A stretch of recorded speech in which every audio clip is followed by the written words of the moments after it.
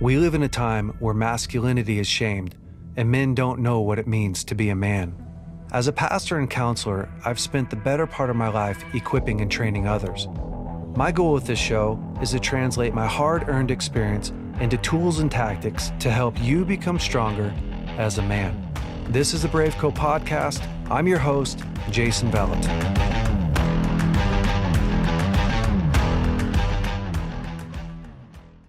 Our BraveCo conference is almost here, and I couldn't be more excited.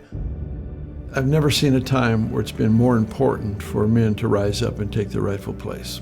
God is grabbing a hold of the hearts of men, and I cannot wait to be in the room with you in Reading this summer. And I really believe that this gathering that we're having is more than a conference. It feels like a prophetic summit where we're connecting fathers and sons, and we are actually creating the rite of passage where men can not just grow old, but they can actually grow up. Where brothers from all different backgrounds, all different walks of life, both domestically and internationally, are coming together to be in the presence of God, and most importantly, inherit an understanding of what does it mean to go to battle. I don't know who you are, but God knows your name. If you have breath in your lungs, that means God has a plan for your life.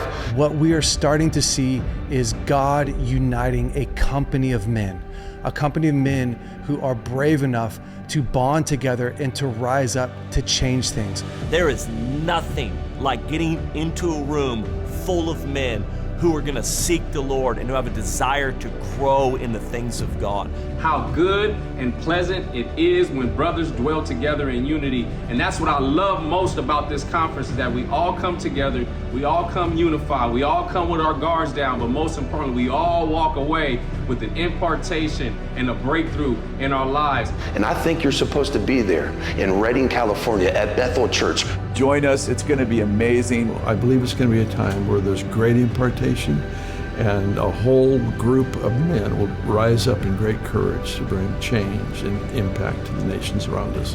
I ask you to come join us. Welcome back to the BraveCo podcast, everyone. I am Jason Vallotton, and we are in the middle of our series, The Makings of a Man. And basically, we've been talking about what are the different attributes that makes up a man. And this week, I have my favorite guy on the whole entire planet, my dad here. Dad, thanks for coming. Yeah, thank you for having me on. Yeah. I love, this week we're going to talk about leadership, and I love to talk about leadership with you because it's one of your biggest strengths, and you've been the greatest example of a leader in my life. And so I'm really excited to talk about how leadership plays into the role of, being a man. It's one of the main attributes of being a man. But before we do that, I'm going to dive in and I'm going to read a story about Abraham Lincoln. Got it. I'm going to use my reading skills. This is a bedtime story? Yeah. Close my eyes while you read it. Yeah, do it. Abraham Lincoln, the 16th president of the United States, is renowned for his leadership during the Civil War and his efforts to abolish slavery. Born in 1809 in a Kentucky log cabin, Lincoln rose from humble beginnings, educating himself through consistent reading. His early life of hard labor instilled a strong work ethic and deep humility. Lincoln's political career began in Illinois, where he served in the state legislature and the U.S. House of Representatives. He gained national recognition during the 1858 debates with Stephen A. Douglas, where his arguments against the expansion of slavery positioned him as a leading figure in the Republican Party. Elected president in 1860, Lincoln faced a national divide over slavery. His election prompted Southern states to secede, leading to a civil war in 1861. Lincoln navigated immense challenges, making tough military decisions and managing conflicting interests with his government. His focus remained on preserving the Union and ending slavery. A pivotal moment in Lincoln's leadership was the issuance of the Emancipation Proclamation in 1863, declaring freedom for the slaves in Confederate-held territories. This shifted a war's moral purpose and bolstered the Union's cause.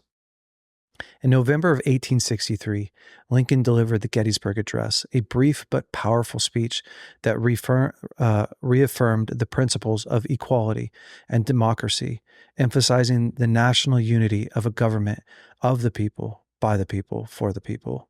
Lincoln's leadership qualities included empathy, humility, resolve, and effective communication. He empathized with others, sought advice from his cabinet, remained committed to his vision, and used his oratory skills to inspire the nation. Re-elected in 1864, Lincoln's second term was cut short by his assassination in April of 65, just days before the Confederacy's surrender. Despite his untimely death, Lincoln's legacies endured. He persevered. He preserved the Union, paved the way for the abolition of slavery. Abolition of slavery, and set a standard for moral and effective leadership. His vision, resilience, and humanity continue to inspire leaders worldwide. Well, as you see,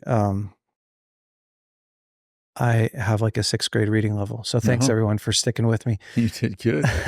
You know that I memorized the Emancipation Proclamation. Oh, really? In the 8th grade. I had to memorize it to pass. That's how bad my grades were. No way. Our, 407 years ago, our fathers brought forth this nation new. And I used to know the whole thing. I probably could do it again if I studied for an hour. That's awesome. Only thing I ever did in school that I was proud of. Lincoln was such a great leader. Yeah, he was. He was one of our greatest leaders. Yes. And he accomplished so much, in his short time on earth. Yeah. And fighting for what he believed in, being willing to stand up for what he believed in, and taking a lot of criticism for what he believed in. Yeah. And he had even 2 nervous breakdowns, grew up in a very humble, very humble beginnings. Didn't have a good father. It was tough upbringing. Yeah. Didn't Abraham Lincoln grow a beard because his face was so ugly? He met someone when I think he was running for Senate, and a 10-year-old little girl said, "Mr. Lincoln, when he was meeting people, greeting people in his campaign." And this 10-year-old little girl said, "Mr. Lincoln, your face is so ugly, you should grow a beard and cover it up." And he did. I don't know if it's if that's a true story, but it's a common story. Yeah. And he evidently grew a beard and covered up. He had a condition in which his bones had knots on them. Oh. So it made his face look distorted. So yeah. But he was a lawyer. He was very smart. I think he only had like a 6th grade education in the beginning, but very smart man. Yeah, incredible. I think leadership is, of course, one of the greatest qualities, one of the most important qualities as a human being, but especially as a man. Yeah. Because we are called to lead, right? Yeah. And but when we think about leadership, Dad, what are the qualities that make up a good leader? If we're talking about, being a man who can lead. Well, I would begin with trust, because, if you don't have trust, you actually don't have, all relationships are built on trust. Yeah. And once you break trust, no one's going to follow you. And then the question, as is like, well, how do you create trust? And I would say, if I was going to say it in one term, in one phrase, I'd say, under promise and over perform. Yeah. And as because you do a lot of marriage counseling and you run our transformation center, one of the toughest things to do is when you've broken trust is to restore it. It's true. And when, like, a husband and wife, if a husband has, for example, cheated on his wife, the restoration process of forgiveness is usually not that hard. But what happens? But how do I restore trust? Like, how do I know when my husband's a half an hour late coming home that he's not with someone else? Yep. Or when I get that phone call and the person hangs up, how do I know that's not another woman? So, I think, like, being who you say you're going to be, and Proverbs says this: a man swears to his own hurt and does not change. So I think that this is like the crucial part of leadership. If you say you're going to be there at 3, you're there at 3. If you say you're going to pay that bill, you pay it. If you say you're going to, whatever, it's like that. Your word is your bond. Yeah. You can't be a great leader without having trust. You can't. And it's really hard to restore trust once it's broken. I think it's also true, though, you can be trustworthy, but also not be a great leader. Yeah, that's true. I think that, but you can't be a great leader and not be trustworthy. Right. So I think that, people, you have to have favor with God and man. And if you don't have trust and you don't keep your word, and, my grandfather hated signing contracts. Now, this is a long time ago. Oh, yeah. But he said, my word's my bond. And my grandfather worked really hard to keep his word. And nowadays, I would say that there's a flippant kind of, well, I'll be there, and then you don't show up, or I'll be there at 3. And the biggest thing isn't that maybe it's not a big deal that you're there at 3, but what is a big deal is that you're there when you say you're going to be there. Yeah. And that you do what you say you're going to do, and you're the person you say you're going to be. And so you're not a poser.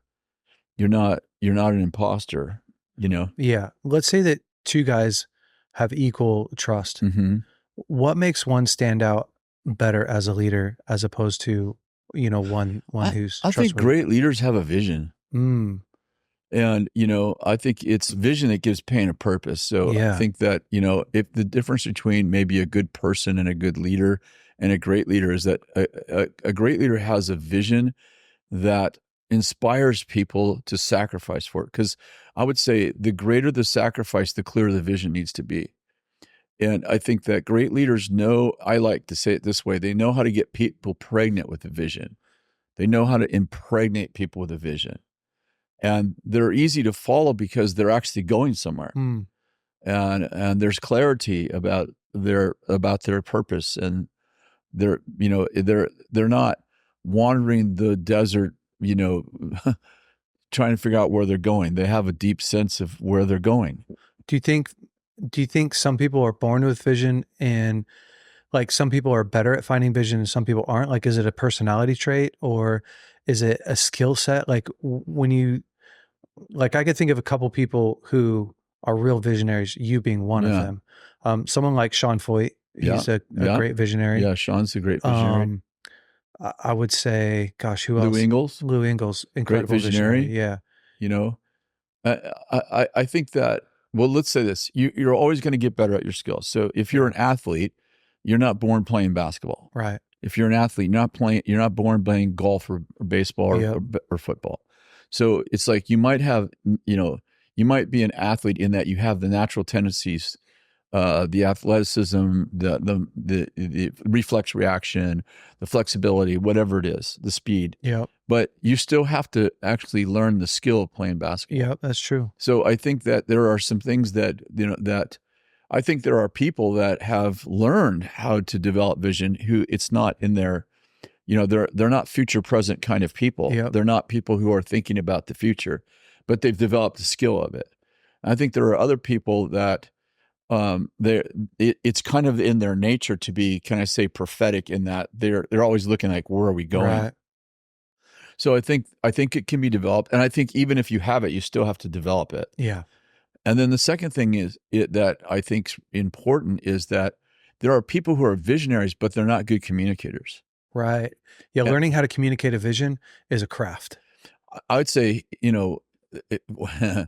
there's so many examples of he who tells the best story actually rules the world. It's true.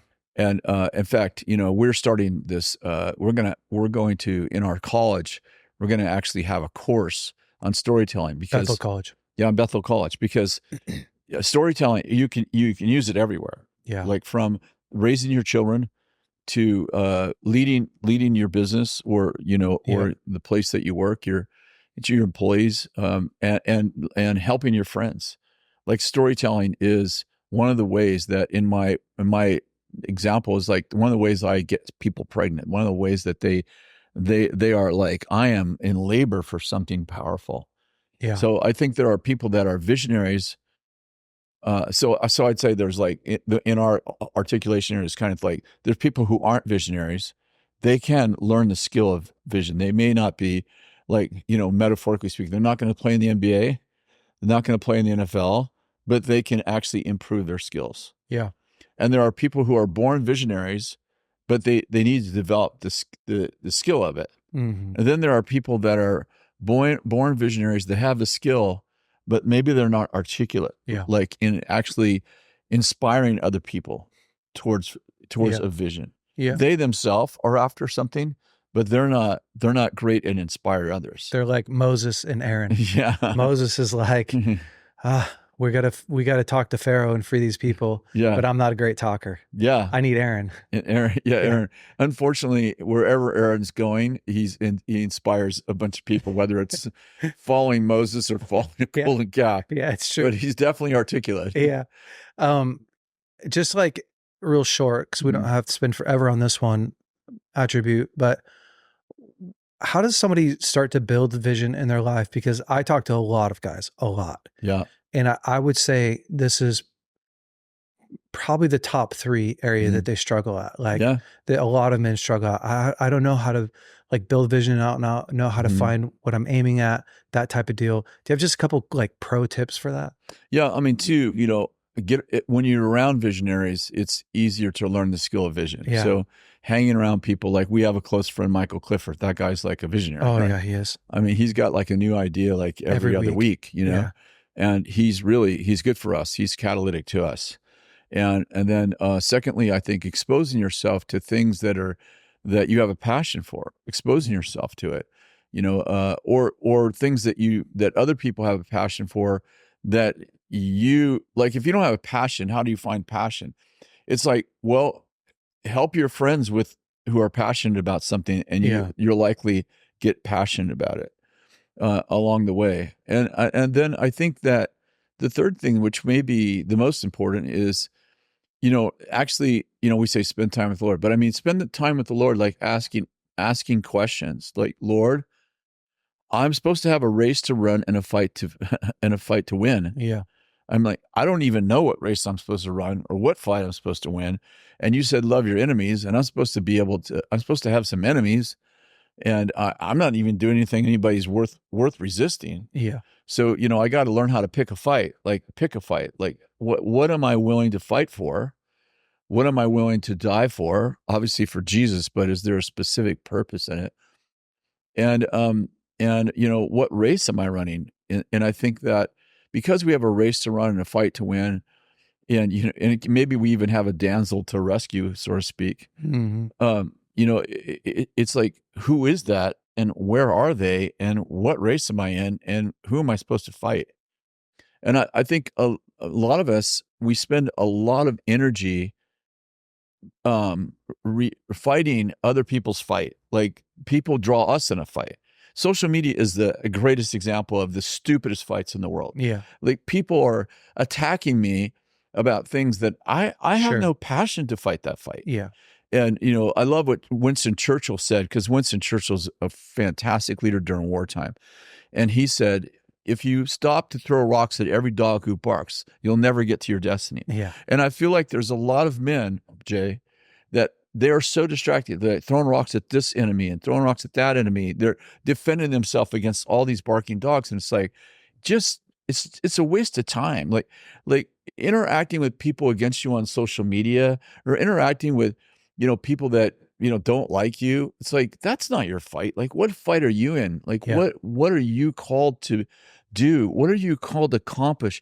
When you die and you stand before the great white throne of judgment, the Lord going to say, well done, good and faithful servant, meaning I served somewhere. I did something worth doing. Yeah. And the New Testament is full of the story of the talents, which is the guy was a servant who was faithful with money. The story of the Midas, faithful servant. The story of the sower and seed, faithful servants. Like there's a place there's seeds to sow, farms to farm, fights to fight, wars to win. It's like I'm called to actually create forward motion someplace in which the devil has occupation, and I've come to destroy the works of the devil. So if I've never resisted, Jay, I don't know if Bill coined this phrase, but I heard it from him first. And he said, if you don't run into a devil once in a while, you might be going the same way. And some people live in so much peace, and they're like, I live in the peace of God. And I'm like, no, you live in the passivity of life in which you're not worth resisting. And then sometimes guys feel like there's something wrong because they're being resisted. I'm like, you're finally doing something worth resisting. And the demonic realm knows your plight better than you do. I was thinking yesterday, I actually told the story, I think it was on a podcast or something, but we both love the story of Gideon. Yep. And, Gideon's supposed to go down and he's supposed to free the Israelites from the Midianites. And he's terrified because he's got 300 men and their armies are described as the sands of the sea, the numbered like the sands of the sea. And so God finally says to him, are you scared? He's like, scared? No, I'm terrified. And God goes, well, go down to the enemy's camp, sneak down in there and see what they're saying about you. And he sneaks down in there, and one enemy soldier is saying to the other enemy soldiers, just as he gets there, obviously divine opportunity, last night I had a bad dream. The guy's like, what was the dream? He said, well, I saw this barley loaf rolling over all our tents. And the other guy goes, oh, that's none other than Gideon. He's been anointed to kill us. It's like, it says to us, like, the enemy knows your destiny better than you do. Yeah. And he actually resists you at your point of purpose. I'd like to say that, like, the enemy resists us at our point of purpose. Sure. So if you have no resistance and your life is kind of row your boat gently down the stream, which is kind of every man's dream, right? It's like, I just want to live a life of comfort. It's like, no, you actually don't, because a life of comfort is a life off the path, off the race you're supposed to run, and out of the ring you're supposed to win. Yeah. And so, I think it is a compliment to be resisted, and we're more than conquerors. So we're actually built for battle, and we're called the light of the world. So we're built for darkness. And our feet are, we're created with our feet facing forward, our eyes facing forward. We have no eyes in the back of our head. This is all divinely planned. Our ears are designed to hear forward. Our arms are designed to only move forward. And my point is like, we weren't even built for retreat. Yeah. Like our actual physical body is a sign that we were actually born to only move forward. Yeah. No, it's true. I think when I look at leadership and even vision, there's two key components that I think are a must for leadership. Of course, we've talked about vision and we've talked about trust. I think that you have to have courage.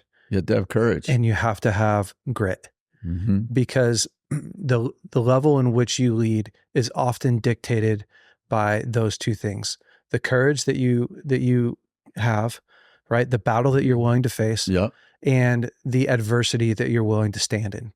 To me, it's those two things, right? Like, I often think that what shuts down people's vision is their courage to face the fear of what it will take to get there, and their inability to withstand the pain, the tests, the trials that it takes, the risk. You can't be a good leader without risking. No. Everything is risky, even if you think, marriage and relationships. And but I really do. I think that courage, it's like vision can activate courage, but often courage activates vision as well in our lives. And so I really think that for a lot of men, courage is something, I think twofold. Courage is something that can be imparted.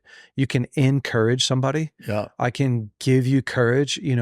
That's part of what God was doing with Gideon when he said, go and listen to what they're saying about you.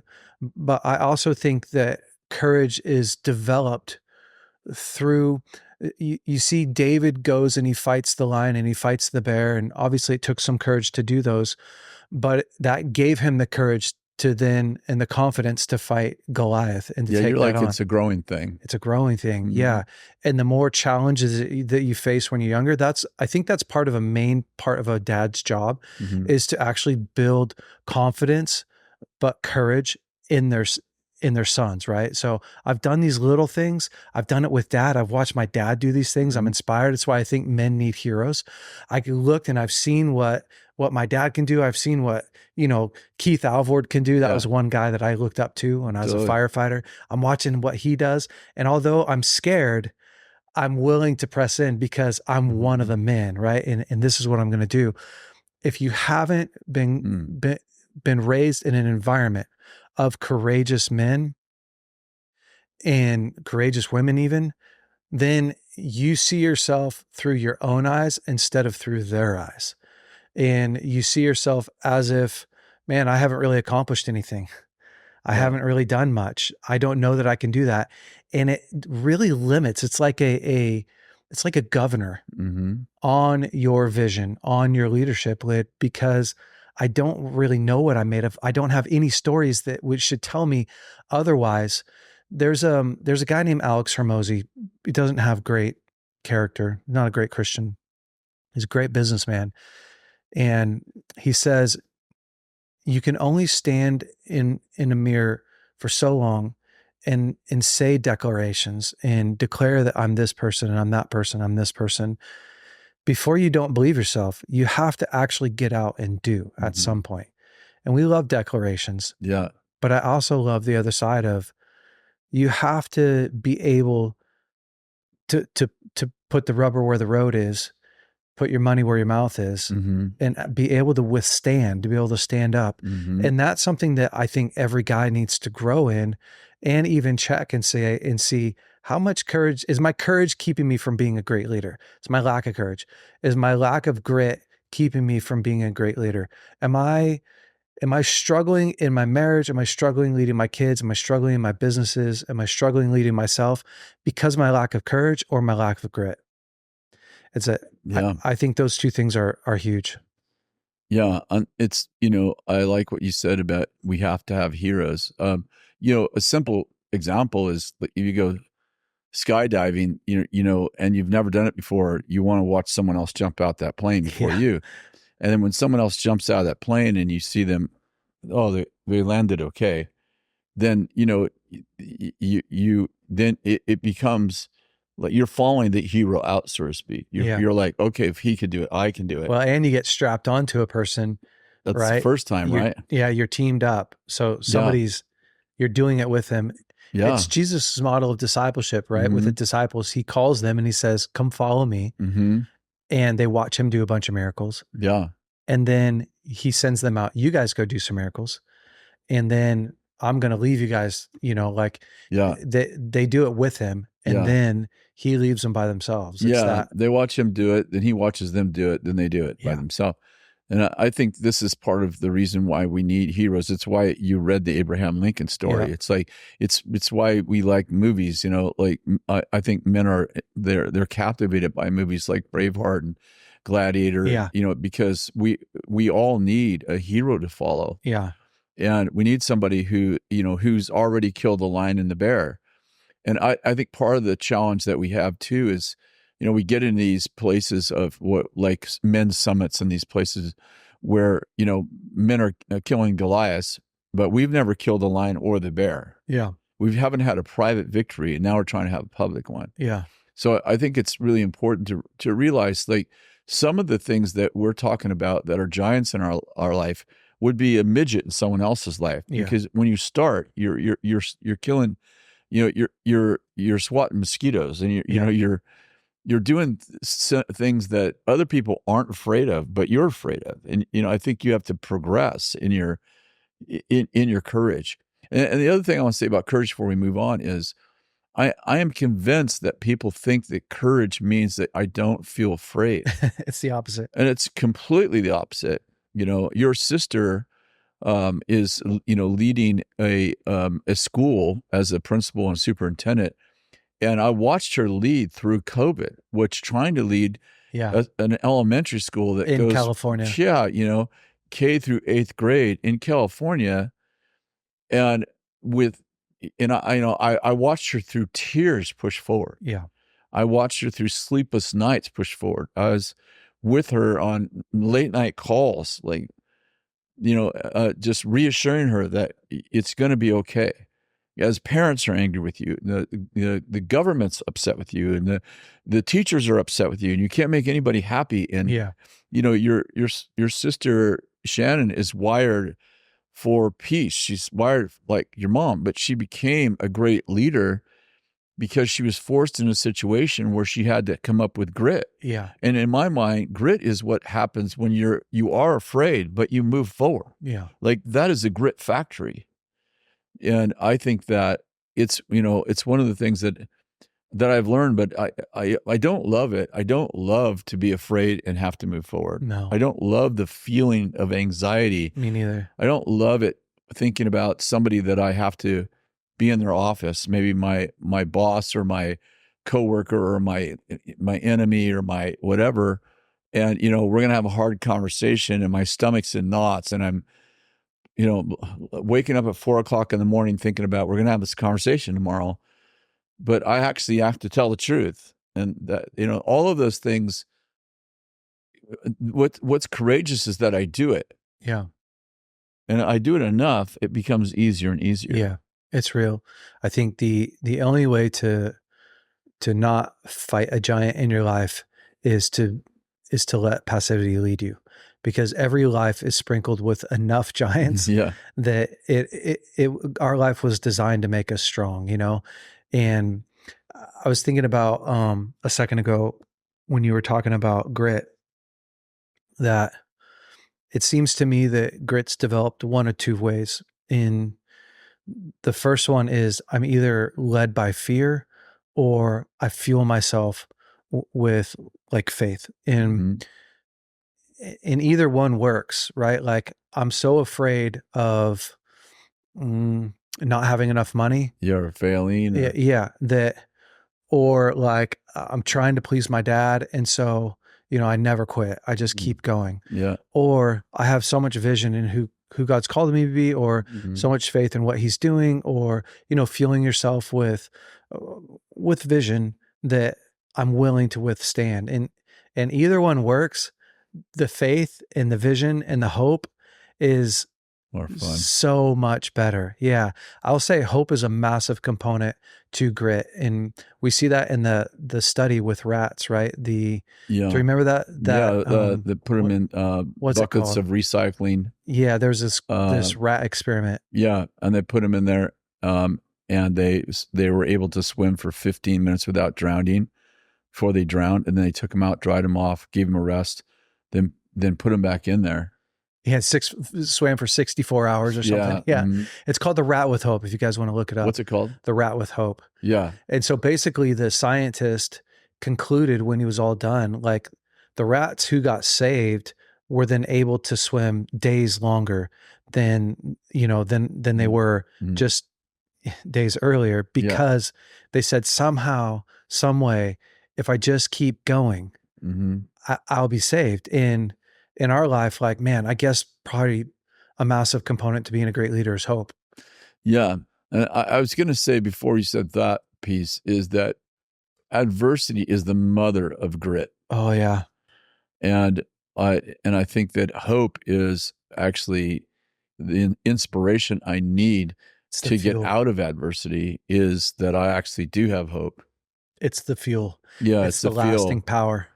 And everybody knows what it's like to have, hopefully a hopeless hour or a hopeless day.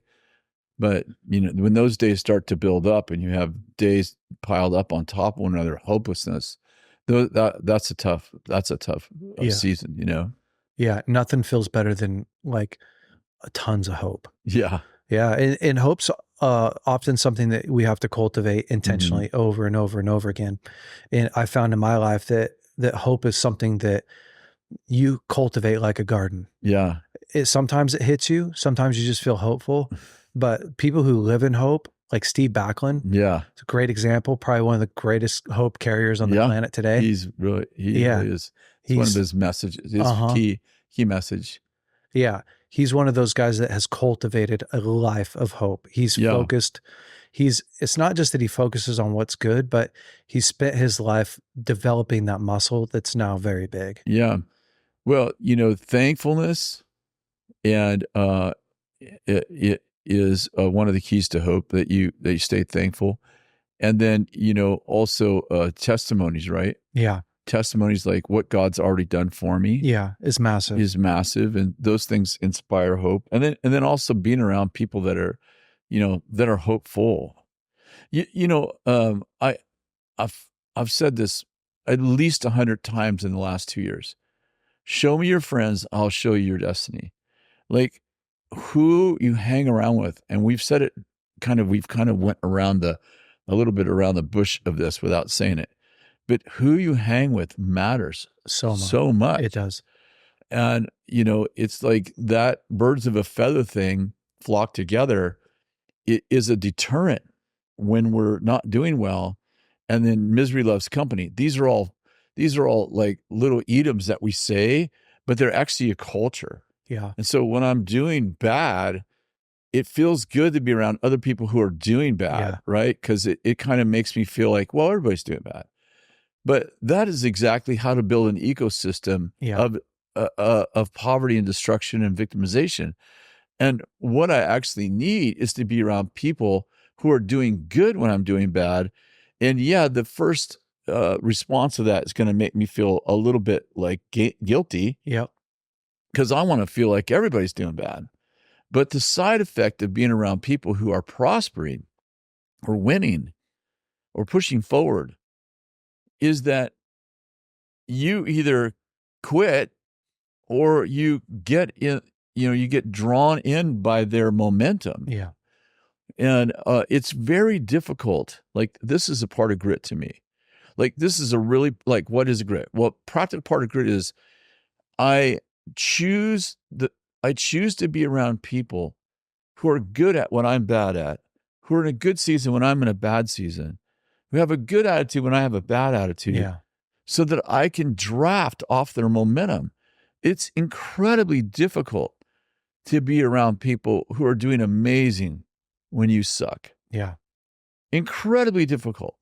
It is so much easier to, go down to the bar and hang out with the guys who are doing nothing and reassuring yourself that you're good, because everyone's broke. Yep. And I was talking to one of the we just had this summit we invited 40 kings, 40 CEOs, and when one guy was sharing, and he made this statement, he said, I really loved COVID because COVID gave me a reason to be a failure, and everyone else was failing, and it was the first time in my life when my failure had my failure felt like it was okay. And then he said, I realized that I have spent my life wanting to be around people who are failing because I feel like a failure. Wow. And God really convicted him and he said, yeah, I love that. He said, I couldn't figure out why everyone else hated COVID, but I loved it. And he said, it's because I failed most of my life. And now during COVID, everybody was failing. So I felt like it reassured me that I'm okay. Yeah. And then he said, what a weird reassurance. And the Lord convicted him, like, you're reassuring yourself that you're a failure because everyone else is failing. And so, and I think that's such a great example of what happens when we hang out with losers. Yeah. We hang out with people who have given up. They don't get in the ring. They're running no race. And, and they spend their life, and the greatest adventure they have is watching someone else, watching a movie where, and I love movies, but sometimes I think movies siphon off the real need we have for victory, because we watch it in virtual reality, feel the emotion of it in virtual reality, and don't even realize that it's not our victory. It's actually not even real. Yeah. Like William Wallace on that screen is not even real. Nope. But I'm experiencing the hero in me without actually having to be in a risk, because I'm entertained myself to death. Yeah, it's true. It is. I think it leads us to a place where we go, okay, in order to be a leader, you have to take action. Yeah. There's no leadership role that doesn't include action. Yeah. And decisiveness, however you want to say it, the ability to make a decision and to move forward. Like a good decision is better than a perfect decision late. Yeah. And that's real. I was talking to a friend yesterday. We went out to lunch, and he said, I've realized that a fear of failure and my indecisiveness is part of what's governing me. Yeah. So, he's got a little bit of money, Mhm. and the fear of Losing risking that and losing it is both keeping him safe and small. Yeah. It's Exactly. it's a poverty mindset, but I see it in again, like if we look at the average everyday man, which I'm an average everyday man, right? So I'm thinking about my life. What areas do those look like? It looks like with my kids. It looks like with my wife. It looks like, instead of going, okay, what can I do today to better my life? What can I do today to grow my relationship with my kids? What can I do today to improve my marriage? I just go back into my comfort zone and my fear zone and just try to maintain the peace that I have, Mhm. which isn't, it's a version of chaos, Yeah. but it's better than failure in my mind. And that kind of living creates its own ecosystem, right? Yeah. But as a man, the ability to be decisive, the ability to take calculated risks, to get input from, and this is what I told my friend, like, listen, probably at first, don't try to make the decision on your own. You need a friend group. You need Yeah. a friend group that has wisdom, that's going, Mhm. hey, listen, this is actually a good deal. And, Yeah. here's 3 ways that you could not risk all of your money, but move forward. And that's what my friends and you have done for me over the past 4 years, really, with BraveCo. Is like, there's a lot of areas that I want to delay and delay and delay. And then you start to realize, like, you can't, my delay is actually because I'm emotionally overwhelmed. Mhm. I'm overwhelmed and I don't know what to do. That's my indecisiveness. But when I become really decisive is when I start to go, when I give myself a deadline, I have to make a decision by the end of today. And okay, what's holding me up? I'm actually looking for more information a lot of times. Mhm. I need more information about this piece. I need more information about, and then there comes a place where I have all the information. Now I have to do what God told Job. Mhm. Stand up like a man, brace yourself like a man, Job. I'm about to give you some information that you're going to need to stay strong with. What I notice is that the cowards will never have enough information to make them to make them courageous. Yeah. And fear in our own lives, you'll never have enough information to make you fearless. Yeah. So sometimes we are actually we're almost mummified by and paralyzed by how much information we and you can get information so easy. And Yep. the challenge is that you build a great battle plan, as has been repeated over and over so famously, and then after you shoot the first shot, the battle plan's needs to be adjusted. So yeah, it's true. I think that my style is really I like to fail small first, so it's ready, shoot, aim. And I think that's, people actually jokingly say that about me all the time. It's like ready, shoot, aim. But I think that you shoot, you see how you miss the target, and you adjust the scope, so to speak, and you keep adjusting until you got it. And I think that life is like that. It's like, if you want to make a $1 million investment, you might start with a $1,000 investment, and it's like, okay, well, try that, see how we do with it. So, and I think as I've gotten older, I'm like, I don't want to. I like when I was young, there was an adrenaline of risking it all, but now I have I don't want to risk it all. I want to, as you point out, be a good calculate steward. risk. Yeah. And I think it's important though. Risk is really important. Moving forward in areas is really important. And then you will fail at first, which is good, because you learn more from your failures and you do your successes. And then you make adjustments and you're like, okay, that didn't work. What do I have to do to make that work? And I think that it's just part of being a man. And this seems like a different subject, but I see it as this subject played out personified in a culture of, men who don't date anymore. Sure.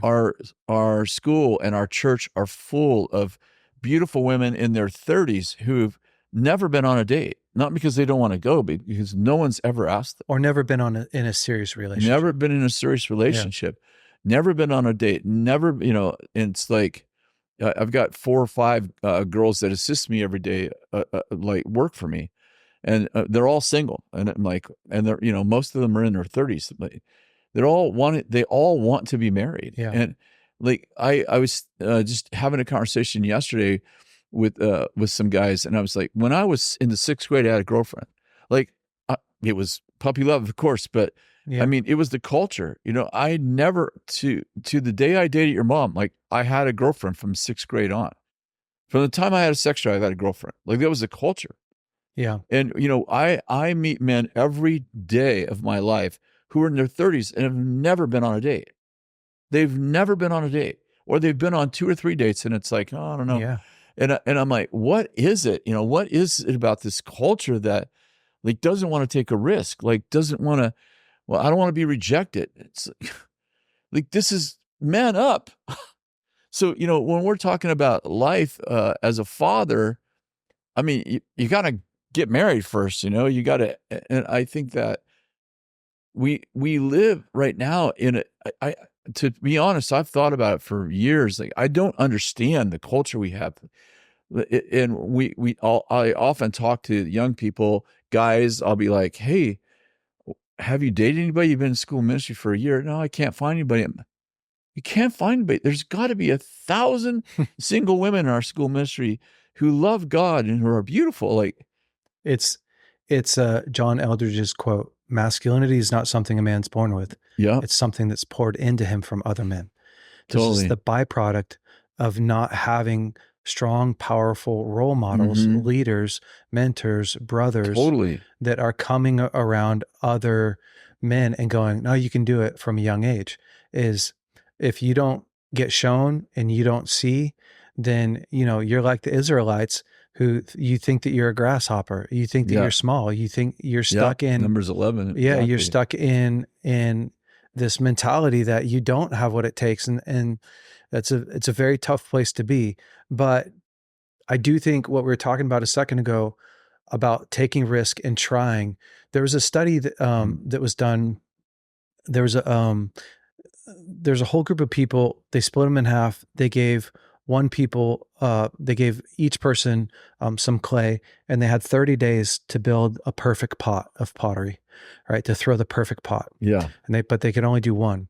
And then to another group, they had to make a pot every single day with their clay. And at the end of 30 days, the people that made a pot every single day had better pots than the person who had one pot that had to make that one pot perfect, who worked on it for 30 days. Yeah. And it goes back to, you can focus on one thing for a really long time and only take one risk, or you can take a risk every single day.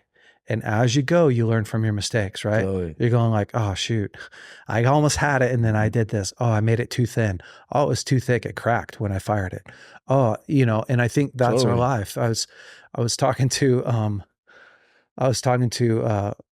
my partners in BraveCo, and, we're just in a crazy time. We got our conference coming and the gala's coming, and, a fundraising deal. And we have this big vision ahead of us to get 1,000 churches and 1 million men in discipleship. And we were talking, and my friend was like, man, it's just hard because we tried this thing and it didn't work. And we tried this thing and it didn't work. Tried this thing and it didn't work. And I'm like, I know, we're getting better. There's just, unless you're building an IKEA piece of furniture, Mm-hmm. right? God gives you a tree. He doesn't give you furniture. He gives you a tree, and he says, you're a builder. Try and fail until you get it. And that's Totally. us, right? That's life. I only say that because, like, that's what everyone has to do. Mm-hmm. That's what you had to do. Totally. It's what I Still have to doing do. It's what we're all still doing, man, is we're all showing up and growing in the area that we've been called to build. We're going to close this down pretty soon, but I want guys to do this. I want you to look at the main areas in your life. So you're looking at your finances, you're looking at your business or wealth, you're looking at your physical health, you're looking at your relationships, including your relationship with God. And I want you to sit down and go, what do I want to be said about me? Or what do I want to be able to say about myself in these areas? So with your relationship with your wife, what do I want to be able to say about my marriage? Totally. I want to be able to say that I can clearly, confidently communicate with my wife, connect emotionally, that our sex life is great, that she respects me, that that we're friends. Okay, great. That's vision. That right there is vision. Totally. It's not massive vision, but it's good. It's good enough, right? What do you want to be able to say about prosperity and wealth in my life? I want to be able to say that I'm free of debt, that I have enough money to, to support charity, that I'm take care of generous. my family. I can take care of my family. That's vision, right? Now you have to start asking yourself, what do I have to do to get there? I've got $20,000 of credit card debt. Okay, great. How can I bring in more money, right? Or my marriage is actually suffering right now. Well, I want to have a great marriage. Why is it suffering? Because I have low conflict resolution skills and I'm blowing up my marriage. Okay, great. If you start to go through, guys, like this to me is your homework. We try to leave guys with an activation plan. This is your homework. Go through the main areas of your life, right? Your finances, your business, your relationships, your personal health, your spiritual health, and go, what do I want to be able to say about this area? Just make it really simple. And then back up, where am I at today? And how do I close that gap? You may have to bring a friend in because you go, I don't know how to close a gap. I know where I want to be and I know where I'm at, but I don't have any great ideas. No problem. Totally. That's where a great attribute of a leader is humility. Mm-hmm. A leader doesn't know all the answers. They know how to get the answers. Yeah. And that's an important piece. Dad, do you want to add anything? No, I mean, just as we close, I just want to encourage people. It's, day by day, one foot in front of the other. Sometimes when we feel bad about where we're at, sometimes the mountain looks so big and the journey looks so long and the giant looks so overwhelmingly huge. And, this saying really, stuck in my mind years ago when someone said, how do you eat an elephant? One bite One at a time. bite at a time. And I think that, when you get inspired like this and then you go home to the giant, you're like, crap, what do I do? It's like, move forward. Yeah. And I'll say in my life and in yours, like there are days when I inch forward, like literally I gained an inch. Or on some days I'm like, I was in a storm and I didn't back up. Yep. And then there are other days where, it feels like we went 3 miles. Yep. And I just want to inspire people, like take your vision and break it down into like daily steps. And, if you're really new at it, break it down into hourly steps when you're awake and just do it.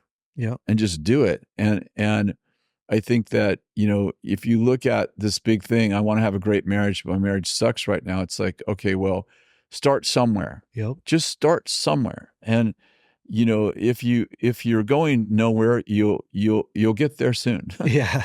But start somewhere and challenge yourself that, keep track of it so that you can see that you're building. Yep. And it's maybe a kind word today. It's maybe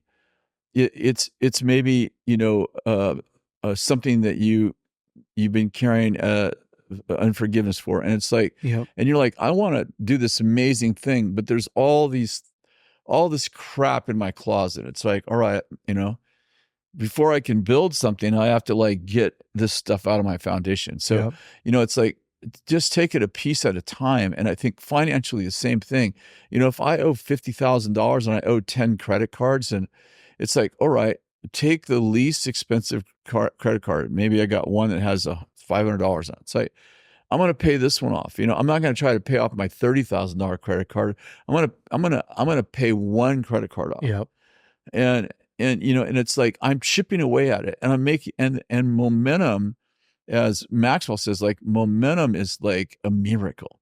Like when you get momentum, It's true. Everything changes. it's kind of like when you get your car rolling. Like getting your car going takes 3 times the amount of energy as to keep it going. So it's like if you can pay off the least expensive credit card, you can say you're sorry for something that you did that you're wrong about. It's like, okay, you can one small act. It's like, yes, that marriage is a $50,000 problem, metaphorically speaking. Yeah. And I put $100 towards it this week, but I'm going to get there. Yep. But what happens for all of us is, I want to clean the garage, and I open the door and I'm like, I don't even know where to start. Like I just keep throwing things in here for 3 years and slamming the door. And Yep. now I open the door and things fall out. It's like, where do I start? It's like somewhere. Just pick a corner and start. Yep. And the hardest thing to do when you're stuck is freaking get started. It's true. And I just want to inspire you. Like, just do one thing every day. Like, it doesn't have to be amazing. It just needs to be something that is going to move you forward. Yeah. And I 100% guarantee you that if you will do one small thing for 40 days, maybe take on the hardest area, just do one thing. Yeah. By the time you get to about the 26th or 7th day, there's something that happens to you. And I know it's because I've done it. Like I had to do this in COVID. And you get momentum, and you wake up and there's something happens in you that you don't even realize is happening. And you're kind of like, oh, I did this yesterday, I did it the day before, I did it the day before, I did it before. And I wake up and there at some point in my journey, in that 40-day journey, I wake up and I realize, I wasn't afraid today. Like, wow, this is the first day I did something towards my marriage without anxiety. 26 days of anxiety. And today I did it without anxiety. Yeah. It's like you kind of wake up going, oh, something is changing. Yeah. And, and it might take you 2 years to fix that marriage. It might take you 3 years to fix, it took me 3 years to fix our financial problem when we went broke and owed $1.8 million. It was 127 suppliers. It was people calling every day. And then, I just wrote them all down on a piece of paper. These are all the people I owe. And I called every single one of them. It took me 2 months just to call them. Because I called 3 a day. Always try to call one hard one and 2 easy ones. And like, this is my situation. Here's where every time I get any money, I'm putting it towards you, and just, keeping in touch with the people I owed money to. And, it was 3 long, hard years to get everyone paid off. Yeah. But we did it. But it just starts a few dollars at a time. When we get an extra $50, like I'd get an offering, I'm like, okay, let's pay that credit card down $50. Yep. My biggest point right now is do something. Yep. Pretty much anything. Yeah. As long as it's moving it forward. Yeah. It's the 1% rule, right? Yep. So 1% in compounding interest, like with your life, if you do 1% for a year, that's a lot. That's a lot. If you do 1% for a lifetime, that's a lot. If you would have started on your marriage 10 years ago, working 1%, just every month, I'm going to get 1% better. Yeah. It really adds up. And I think leadership finally is ownership. It's taking ownership of your life. It is. And making sure that you're doing something to be a steward, to grow, giving God something that he can bless, giving God something that he can get behind and push on and help add his strength to your strength. But you have to put your part in, because God doesn't do things for you. No. He does things with you. And so, Dad, thank you so much for coming. Yeah, thanks for having me on. And just bless everybody who's listening, because I feel like this is a new era. It's the beginning of a whole new era for us. It really is. All right, man. Stay brave out there. Do your activation. Oh, and by the way, we have our BraveCo conference coming June 12th through the 14th, and we want to see everyone there. So hopefully we see you guys there, especially if you're local, show up. Otherwise, have a great week. We'll see you next week. God bless. Hey, BraveCo men. Hopefully you loved this week's episode. Listen, if you have not subscribed to our podcast, you are already behind. Go ahead and click right here to subscribe to our podcast. And if you have not watched last week's episode, you can click right here and watch last week's episode. And listen, if you want to upgrade your wardrobe, you can check out some of our new hats that we have in stock and all our other swag. Go to braveco.org and you can look at our store there. Have a great week. We'll see you next week.